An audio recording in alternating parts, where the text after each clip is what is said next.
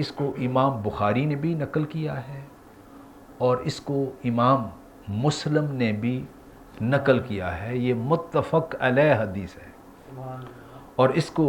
حضرت ابو ہریرہ رضی اللہ تعالیٰ عنہ بیان کرتے ہیں، فرماتے ہیں کہ حضور علیہ السلام نے بنی اسرائیل یعنی پہلے وقتوں کے ایک شخص کا واقعہ بیان کیا صحابہ کے سامنے، اور حضور علیہ السلام کیا فرما رہے ہیں؟ پہلے وقتوں کا ایک شخص، وہ گناہگار تھا، سیاکار تھا، اس سے گناہ سرزد ہو گئے۔ گناہ ہوتے ہیں بندے سے، بندہ گناہگار ہے، بندے سے غلطیاں کوتاہیاں ہوتی رہتی ہیں، اس سے بھی گناہ ہو گئے، غلطیاں ہو گئیں۔ تو حضور فرماتے ہیں قال رسول اللہ صلی اللہ علیہ وسلم اسرف رجل علی نفسہ فلما حضرہ الموت اوصى بینہ، کہ اس نے اپنی جان پر بڑا ظلم کیا، گناہ کر بیٹھا، اور اس کی موت کا وقت قریب آ گیا اور وہ اللہ سے ڈر گیا، وہ اللہ سے ڈر گیا اور اپنے بیٹوں کو وصیت کرنے لگا۔ اوصى بینہ،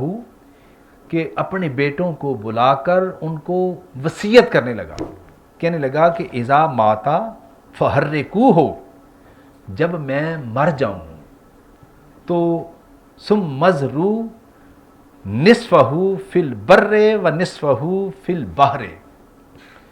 کہنے لگا کہ میرے جسم کو جلا کر راکھ کر دینا، کیونکہ میں نے بڑے گناہ کیے ہیں، میرے جسم کو راکھ کر دینا، جلا کر، اور پھر اس کے 2 حصے کر دینا، اور ایک حصہ میدان میں ہوا میں اڑا دینا، یعنی اس کی خاک کو، میرے جسم کی خاک کے، یعنی جسم جب جل جاتا ہے تو کہنے لگے کہ اس کو خاک بنا دینا، خاک بنا کر میدان میں اس کو ہوا میں اڑا دینا، اور ایک حصے کو کہنے لگے کہ وَنِصْفَهُ فِي الْبَحْرِ، اور ایک حصے کو دریا میں بہا دینا، 2 کام کرنا۔ اور کہنے لگا فَوَاللَّهِ لَئِن قَدَرَ اللَّهُ عَلَيْهِ لَيُعَذِّبَنَّهُ أَحَدًا مِنَ الْعَالَمِينَ، وہ کہنے لگا اللہ کی عزت کی قسم، اگر خدا نے مجھے پکڑ لیا، ڈر گیا نا اللہ سے، گناہ جو کیے تھے تو گناہ کے باعث ڈر گیا اللہ سے، کہنے لگا کہ اگر اللہ نے مجھے پکڑ لیا، قسم کھا کر کہتا ہے، تو مجھے ایسا عذاب دے گا جو، کہنے لگا کہ جو دنیا جہان دیکھے گی۔ اس خیال سے وہ اپنے آپ کو جلا رہا ہے کہ میری ڈیڈ باڈی کو جلا کر راکھ کر دینا، ایسے کیا گیا۔ فلما مات الرجل فعلوا ما امرهم، جب وہ فوت ہو گیا، جب وہ مر گیا، تو بچوں نے وصیت کے مطابق، جو وصیت کی گئی تھی اس کے مطابق بچوں نے اس کو جلا دیا۔ اور پھر کیا ہوا؟ فَأَمَرَ اللَّهُ الْبَرَّ فَجَمَعَ مَا فِيهِ وَأَمَرَ الْبَحْرَ فَجَمَعَ مَا فِيهِ، تو اللہ پاک نے حکم دیا اس کے اجزاء کو کہ تم اکٹھے ہو جاؤ، جمع ہو جاؤ۔ وہ پھر انسان بن گیا۔ جب وہ انسان بن گیا تو اللہ پاک نے اس سے پوچھا، اللہ پاک نے اس بندے سے پوچھا، ثم قال لما فعلت ھذا، کہ بندے تو نے ایسے کیوں کیا؟ وہ کہنے لگا قالا من خشیتک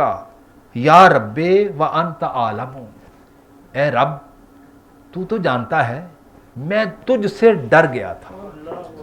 تیرا خوف میرے من کے اندر، میرے دل کے اندر سما گیا تھا،